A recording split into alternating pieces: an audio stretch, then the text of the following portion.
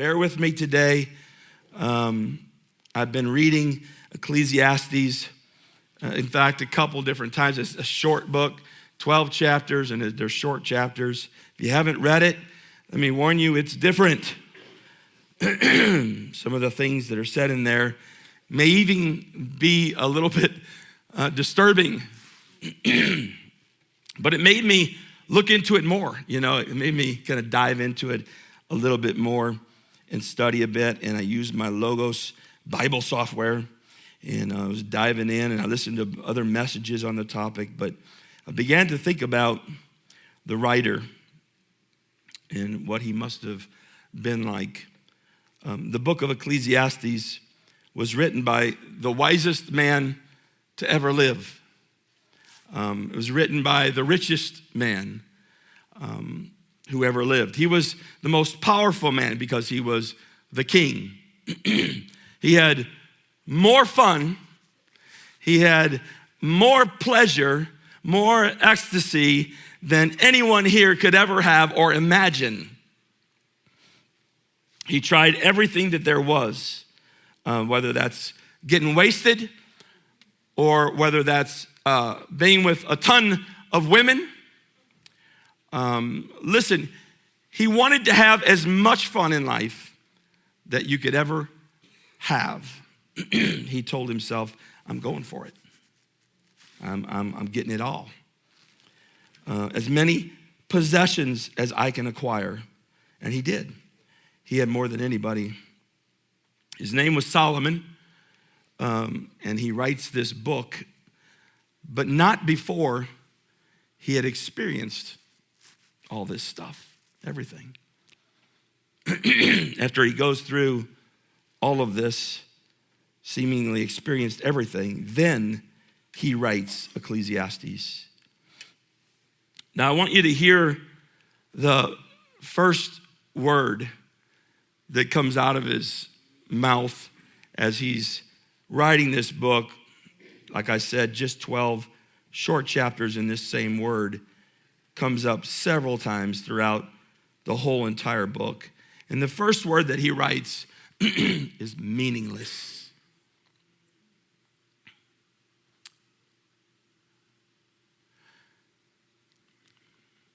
Now it gets better, because the second word he writes is meaningless. And then he goes on with his next sentence, and he goes, utterly meaningless. So then he wraps this whole thought up with the words, everything meaningless.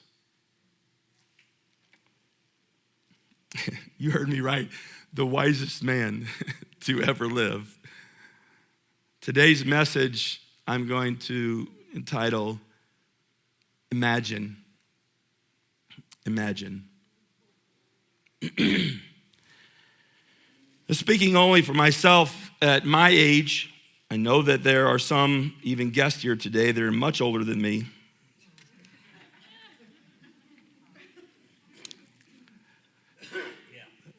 But, by the way, we had Fusion Night last night. How many enjoyed that, Fusion Night? Yeah. I thought it was really good. Everybody enjoyed it and wore me out. But just speaking for myself, with each birthday, the thought comes to my mind now that there's less life ahead of me than there is that I've already lived. And I began to think about this, that when Endy's 21 years old, Crystal, we're going to be 70. Life kind of flies by, doesn't it? When Hadley's 21 years old, we're going to be 76. And when Hadley's her daddy's age, I'll be 86, probably not here. And these thoughts go through my mind. I'm just being honest with you. And you begin to think about how to use, listen to me, the rest of your life. It's a different perspective, trust me, at the age of 25. I really honestly didn't start thinking until I was in my mid-40s. Period, thinking, And when you read through Ecclesiastes, Solomon's older, he's experienced, and he's fixated on the end and talking about death and trying to share some of his wisdom with us, telling us, you'd be wise to listen to me, to learn from me, to take my advice, instead of, getting towards the end and then trying to heed his advice. Take it now. He's toward the end of his life. He's pursued everything that there is. He's done everything imaginable, education, filthy rich, overindulged in all kinds of pleasures, more power than anyone on earth. And he looks back at everything and everything he did, and he said, man, that was so empty. He said, everything on earth is so empty, so stupid, really, pointless. It's empty, it's vain, it's meaningless. You see, when someone dies or they're nearing death, you begin to realize, you begin to zero in on what really matters. And you begin to all of a sudden reflect over your life and look at things and you go, what does that matter? Why does that matter? And you read this book and Solomon's saying, I'm the wisest man on earth, so what? I'm gonna die. He says, you're dumb and he's smart. We both die, so what? Does it make me any better because I'm smarter when I die? He says, I'm rich and you're poor, so what? I'm gonna die. Then where's your stuff gonna go? Then where's my stuff gonna go? It doesn't matter, we're both gone. He says, so I had a lot of fun, you didn't. We both die, so what? And he starts looking at everything that he sees through a different lens, through this lens and the light of death. And thinking, what in life really matters? How much of what we do is absolutely meaningless? When a loved one passes away, it gets us thinking, what matters? Does it matter some of the petty arguments we get into? No, it doesn't matter. When you look back at some of the things that, listen to me, that you spent your money on, things that, my gosh, you had to have. You had to have it. And now, honestly, they're meaningless. In fact, many of them are on some pile of trash somewhere. Meaningless. And that's what Solomon was saying. Solomon's looking back and he's reflecting in chapter 7. I'm going to scoot to chapter 7. He begins imparting wisdom that I'd like to pass on to you today. He gives us these phrases, and at first glance, I'm telling you, you look at it and you think, man, this guy is not making sense. But I think I get it now, I think. He's actually speaking hard truths. Truths that they're not easy to digest, to be honest. If you really think about it, though, and really think hard, he makes really excellent sense here. They're true statements. But I'm warning you, they're so contrary to our culture today. So contrary to the way that we think, so contrary to human logic. No one's talking like Solomon today. You don't hear that out there today. And when you first hear him, you're thinking, what in the world? No, this doesn't make sense.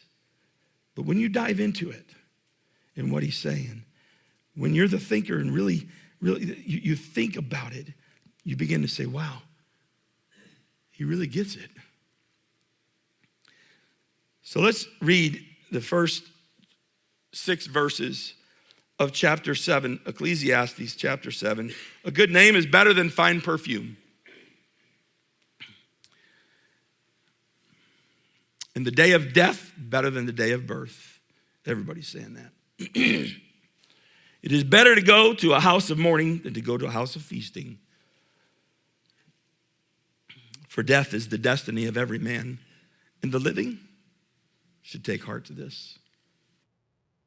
Sorrow is better than laughter, because a sad face is good for the heart. The heart of the wise is in the house of mourning, but the heart of the fools is in the house of pleasure. It's better to heed a wise man's rebuke than to listen to the song of fools. Like the crackling of thorns under the pot, so is the laughter of fools, and this too is meaningless. And what I want to do today is I want to dissect these 6 verses, just these 6 verses today, and then I'm going to let you out of here. He says, to start it off, a good name is better than fine perfume. And guys, I've told you this before, but in those days, a name meant something. You know, today we try to think of something that sounds cool and you know, it sounds neat and it rolls off the tongue, and Devin and Dustin, you know, we love Devin and Dustin. We love that. I found out later Dustin don't like his name.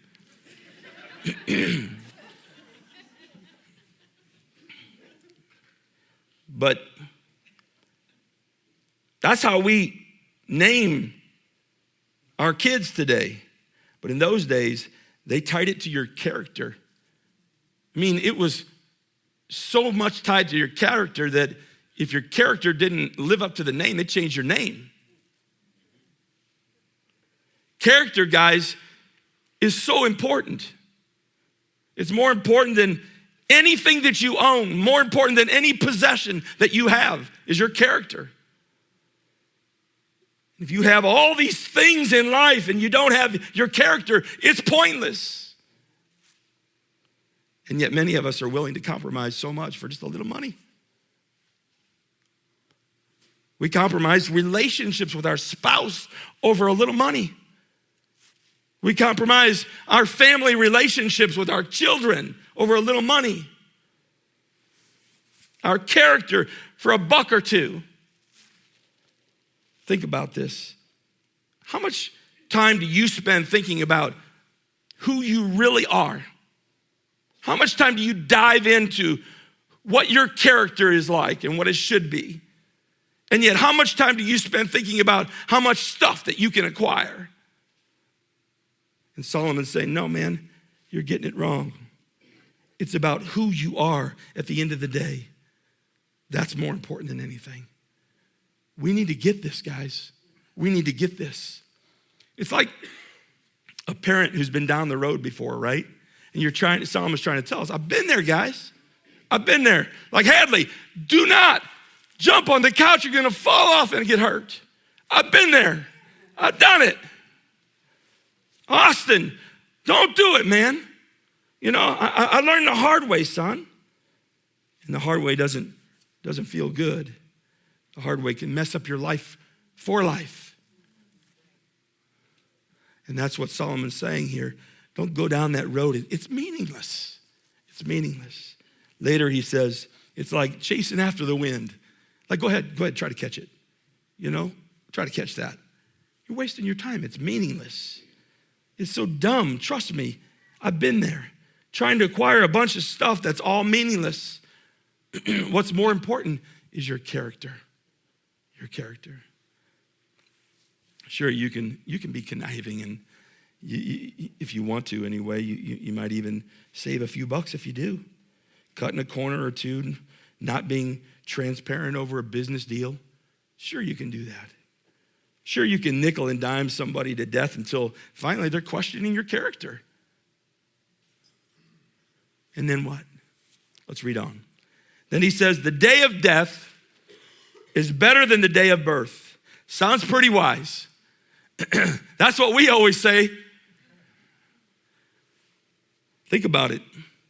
Today, before the baby's born, we have sometimes multiple showers, and we just shower them with gifts. They're not even here yet.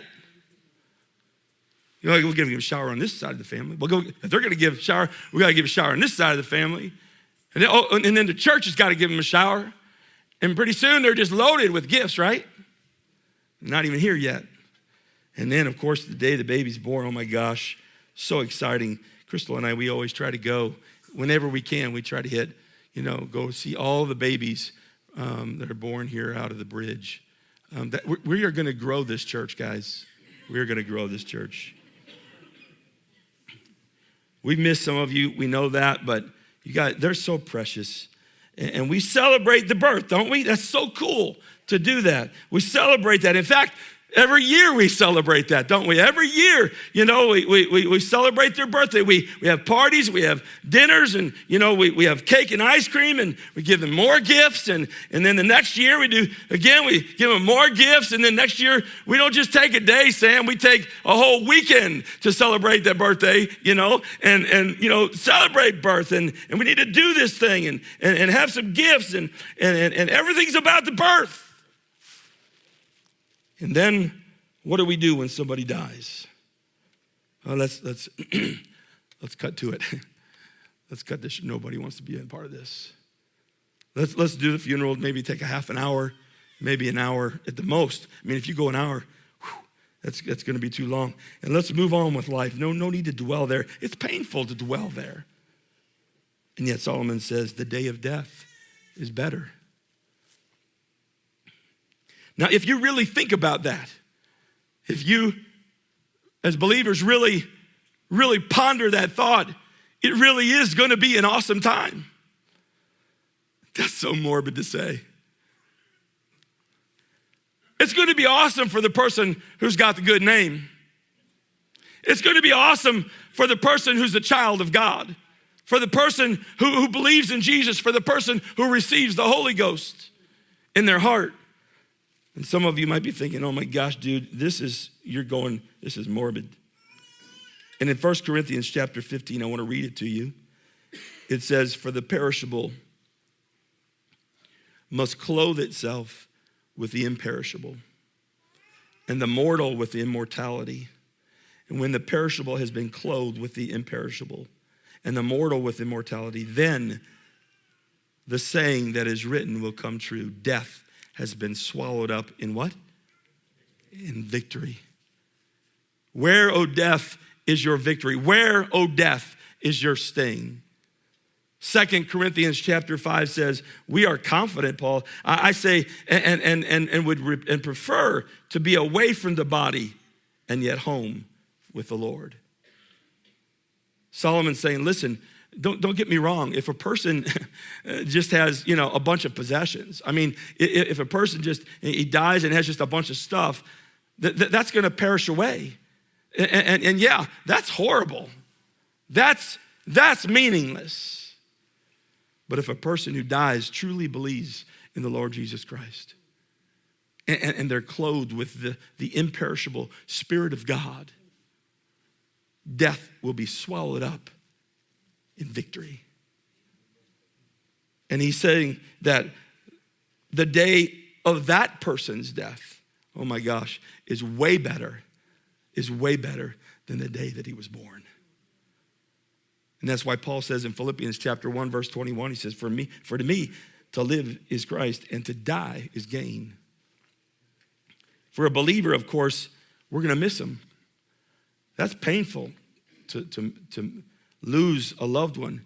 But when a believer dies, man, we should celebrate. We should celebrate. In fact, I'm going to tell you right now, throw a shower for me, pass out gifts to everybody and just enjoy the day and celebrate the day that I pass away. My hope is in heaven, guys. My hope is in heaven. That's the day that I'm going to sit at the feet of my Jesus. And I'm going to be able to be reunited. I'm going to get to be with my mom and my dad again. Walking on streets of gold. And I'm going to think about you. I'll be scoping out the best Mexican restaurant for you guys. When you get there, I'll have it picked out, Tony. It'll have that big bowl of soup. It'll be the best one you've ever had. So let's move on. Solomon says it's better to go to a house of mourning than to go to a house of feasting. I have absolutely lived my life according to that. The Jews spent time in the day mourning. It's 7 days of just intense lamenting over somebody's death. And then they took the next 23 days and just were grieving and mourning. 30 days of thinking and pondering and mourning. We're barely able to take time off work for 30 minutes to go to somebody's funeral.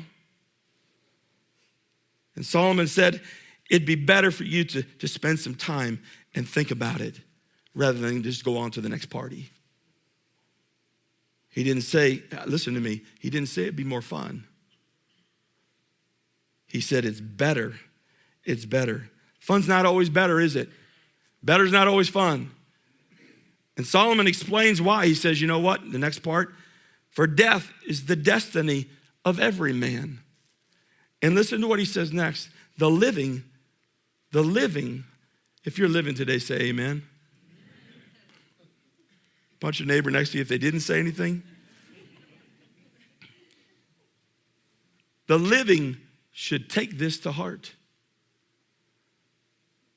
Solomon's talking to you today.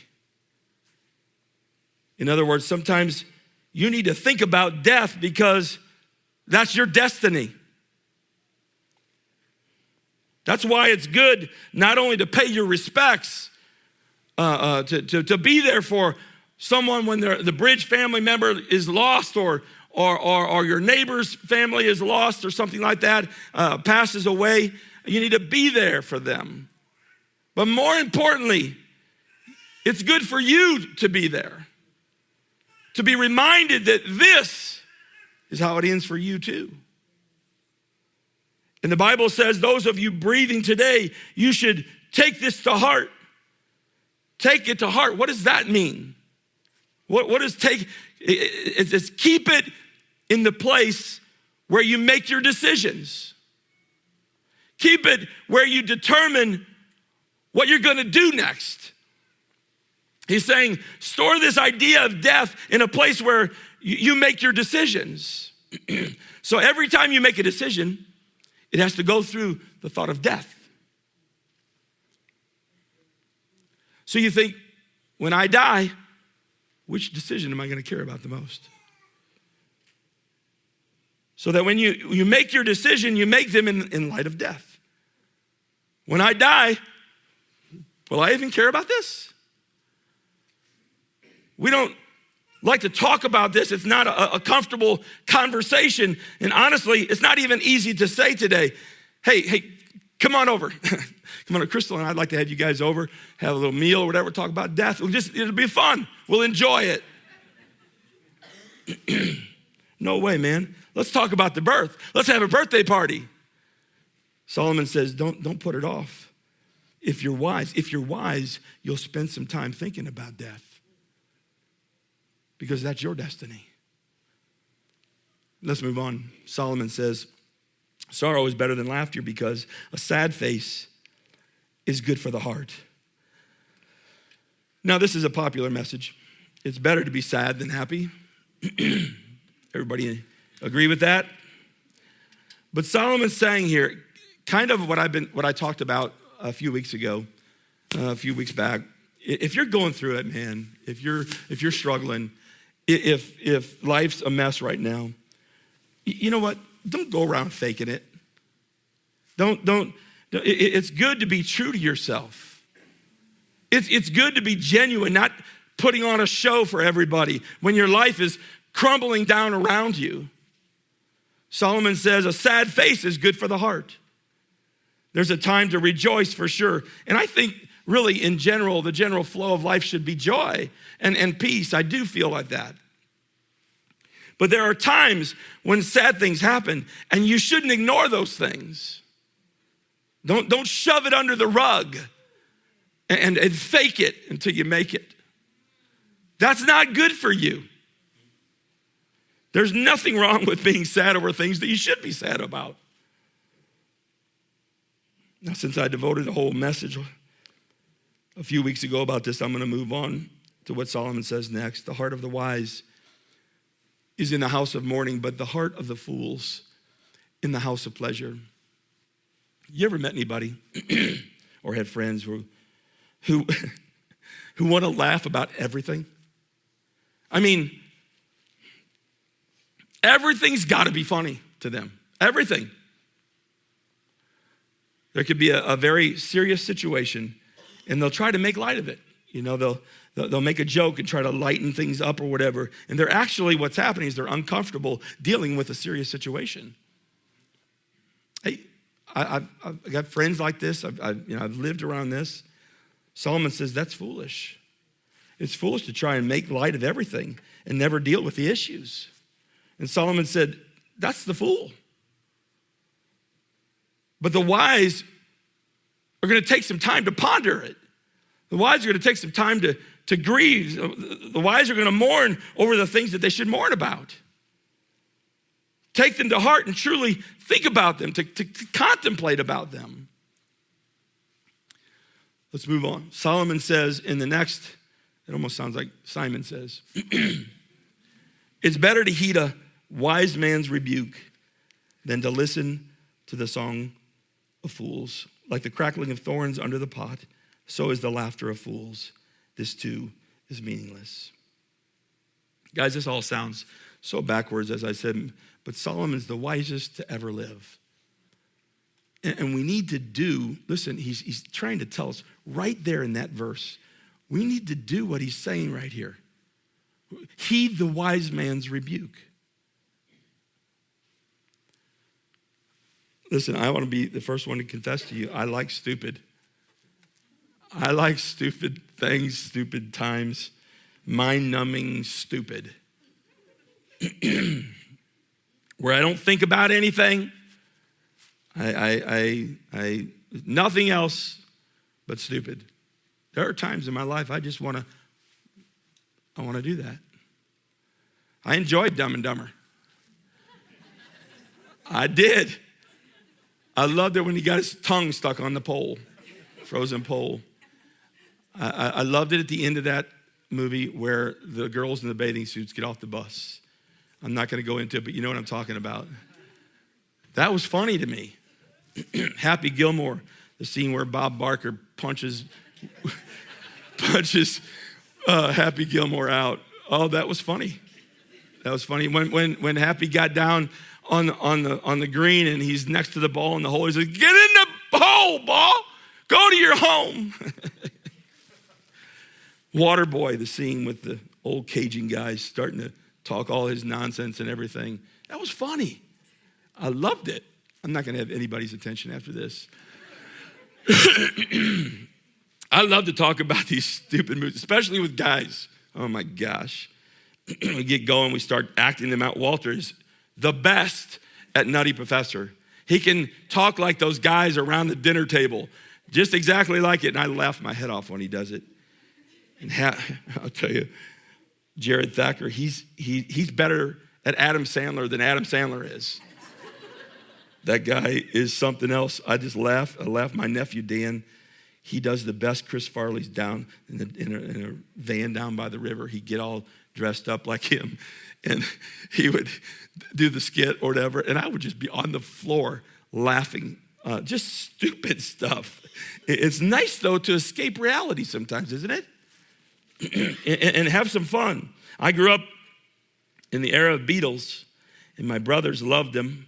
They were more really their era than mine, but since they loved them, I heard a lot of the Beatles. And how many seen the recent movie Yesterday? Anybody see that? It's pretty cool. So, no spoiler here, but they do a lot of Beatles songs in there if you like the Beatles. Remember the song Imagine? Great song. I loved it. What's it say? Imagine there's no heaven. It's easy if you try.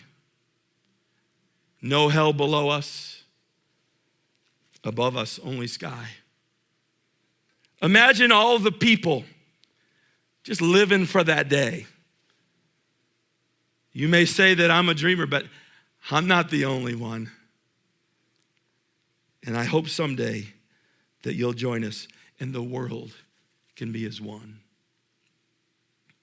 Wouldn't that be awesome? I mean, like, if we just pretended that there was no heaven, like there's no heaven, there's no hell, and it's all about today. It's all about today. And we just have a good old time and everyone joins in this make-believe fantasy world and think about how much fun that we could have. Just imagine that.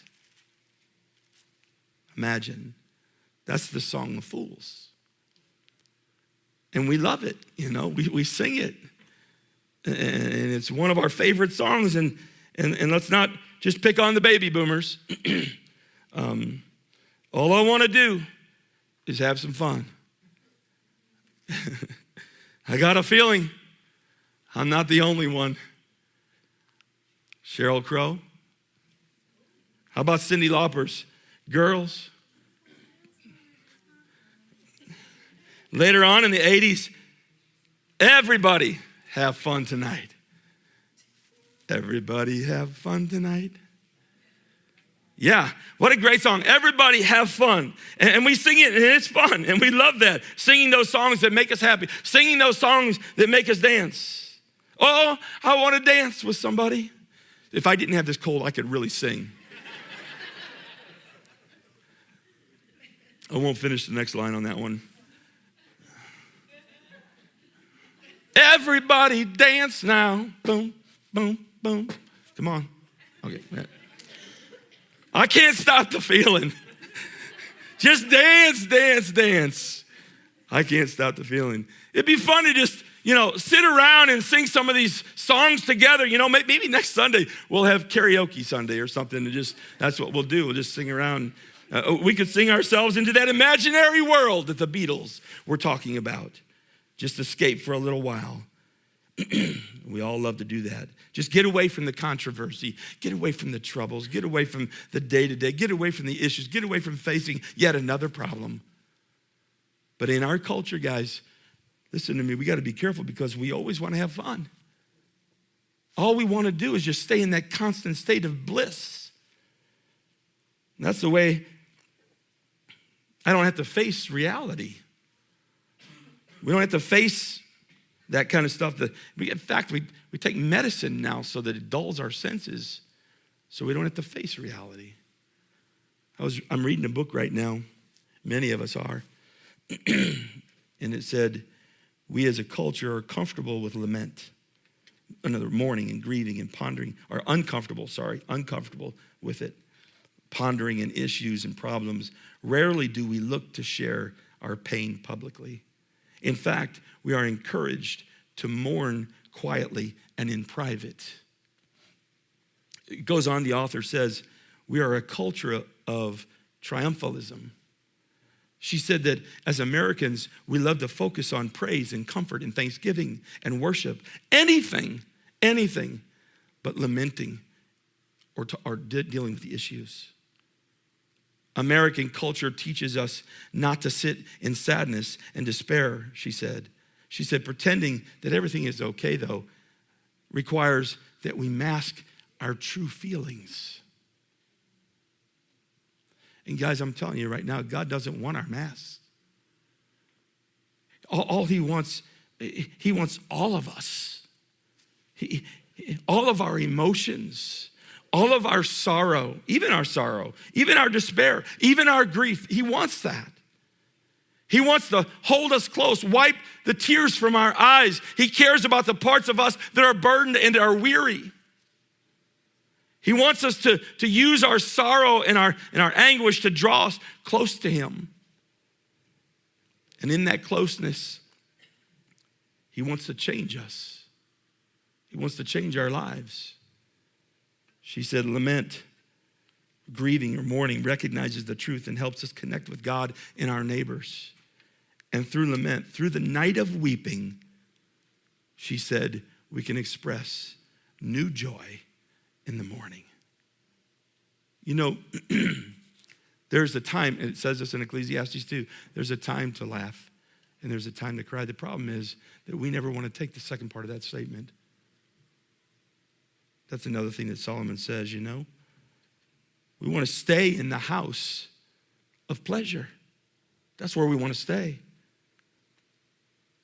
And Solomon says that's foolish.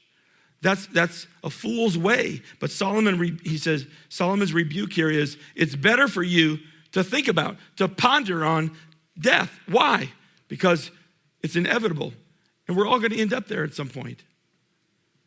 And to think on it helps us, listen, it helps us, gives us a different perspective on the decisions that we're facing. And it keeps us focused on what really matters most. I've shared this illustration with you before, and I think it illustrates my point today better than maybe I can at all. But if you could imagine, if I had in my hand the end of a rope, and the rope stretched all throughout, and it was just going in and out of these chairs, and it's going all throughout this whole congregation. And the rope goes out the door, and it goes into the parking lot, and it's going all throughout the parking lot. It goes down the street. It just keeps going and going and going. And the very tip that I'm holding, the very tip of it, just that much right there, is coated in red. And you see, that whole existence of that rope, that's our existence. The entire rope, the never ending, it goes and goes and goes. That's our existence. But this red piece, this little red tip, represents our life here on earth. Think about that. We're born, and the first thing mom and dad wants to do is educate us, and we got to get educated so that we can learn as much as we can, so that we can make as much money as we can, so that we can save as much as we can, so that right there at the end of that little red spot, that right at the very end, Jen, we can make enough money that we can kind of sit back and relax a little bit and enjoy life.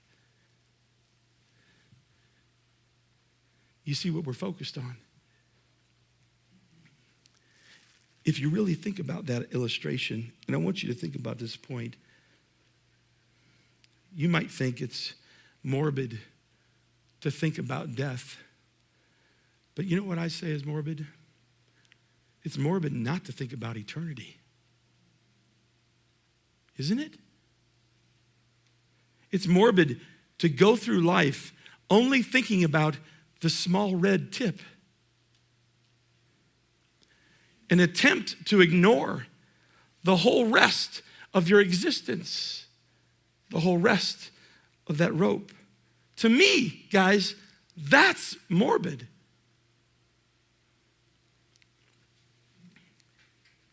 When I get a chance to, as I'm wrapping up here, when I get a chance to work with people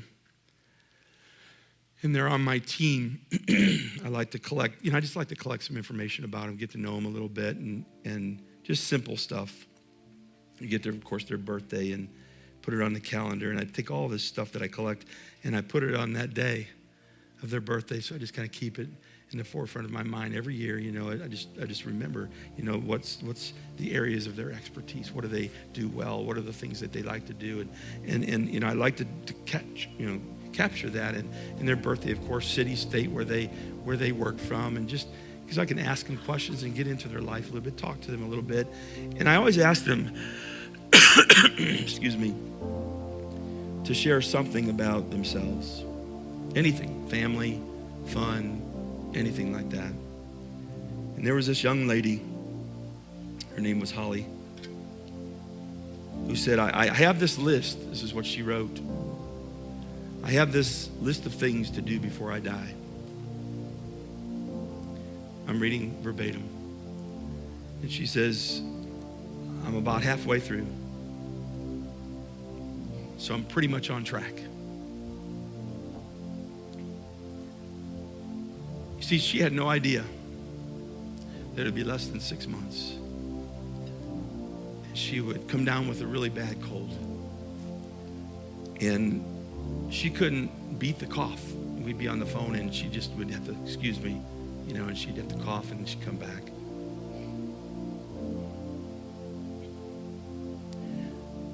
But come to find out, the cough was lingering due to cancer. But she didn't know.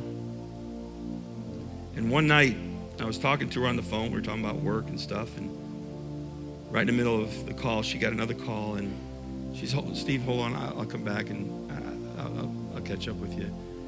And so I waited. And I waited for a while. And she came back to the phone and she said, Steve, I need to go. I need to call you. I'll call you in the morning. And the next day, she called and told me, she said, I've got cancer. And she's just this kind of proactive gal, and she already had figured out what she was going to do. And she says, I'm going to take leave. I'll be gone for probably about 3 months, they say. And I'm going to go to a place where they can treat me. And then I'm going to come back to work. And literally the next day, she passed away. Didn't even get a chance to go. And I kept Holly Champney, I kept her in my calendar. And every year, I think about this. I read it every year. I read her note to me just the other day. It was January 17th.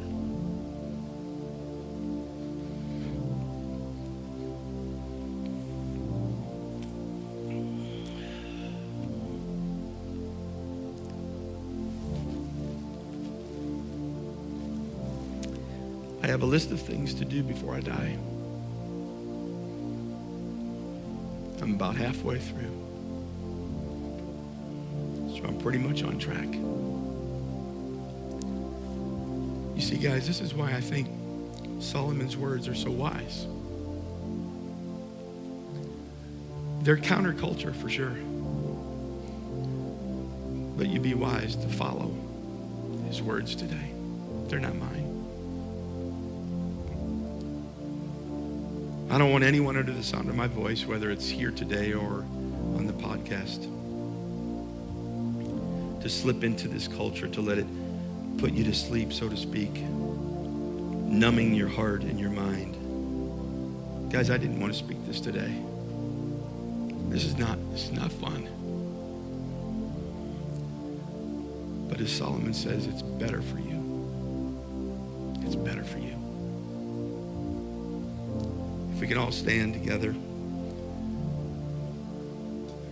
I'd like for everybody, if you would, bow your heads and close your eyes. I'm going to ask you to do something today. I want you to think about, please don't let these words just roll off my tongue and then out of your mind.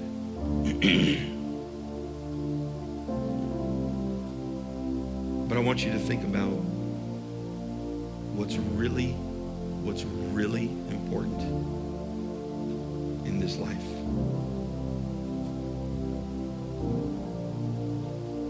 I'm going to give you just some time. I want you to think about it. Because listen to me, it's how we live this life. The part that's in the red, the little piece that's in the red, it's how we live that part that determines how and where we spend the rest of our existence. So when you're faced with decisions, I want you to think about Solomon's words. I want you to think about the message today. So when it's all said and done, what's really going to matter in the end? Some of you are here today and you're facing a decision. It could be a decision about finances. It could be a decision involving a very important relationship in your life. It could be about your spouse. It could be about, do I want to open up and share what I really need to share with somebody, to somebody I really love? Maybe it's involving your career. Maybe there's somebody here today facing a decision about Jesus. Do I believe or don't I?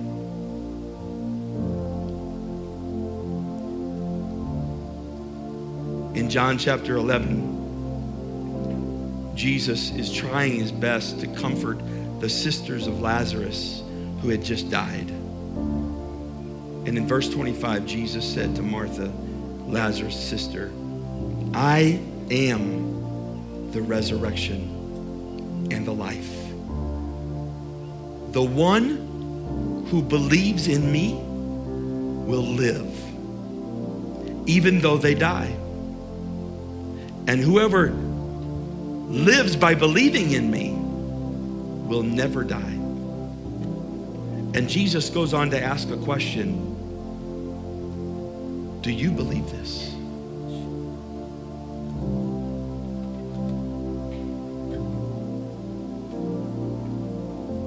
Believing, guys, pay close attention to this, because I don't want to fool anybody. I don't want to trick anybody. I want you to know the truth. Believing is way more than just saying, I believe. Way more. To believe in God involves the element of trust. Not the mere acknowledgement of Jesus' existence. We gotta trust in him. Maybe you're faced today with that question, but I'm telling you right now, Jesus is right here. And he's saying, just like he did to Martha, do you believe? Do you believe? Like, do you believe enough to trust me with your whole heart? Do you believe enough to live your life following after my word? John 3:16, everybody can quote it. For God so loved the world that he gave his only begotten son, that whosoever believes in him shall not perish, but have eternal life. The long road. You remember I read to you 1 Corinthians chapter 15. It says, for the perishable, that's all of us, guys. The perishable is us. We're all going to perish one day. It says must clothe itself with the imperishable. That's the Spirit of God. And the mortal with immortality. And when the perishable has been clothed with the imperishable and the mortal with the immortality, then the saying that is written will come true. Death has been swallowed up in victory. Where, O death, is your victory? Where, O death, is your sting? Listen to me today. Let's take just a few minutes today and ponder as we all close our eyes again. I want them to sing. And we ponder on the end of this life and what's really going to matter. Do you believe? Do you believe? Do you have the Spirit of God living in you? Do you have the hope of heaven? I'm going to live the rest of my existence, the rest of that long rope in eternity, in the presence of God, in heaven. And I encourage you today, put aside the fun for a bit, put aside the procrastination and think about it. What's the end of this life?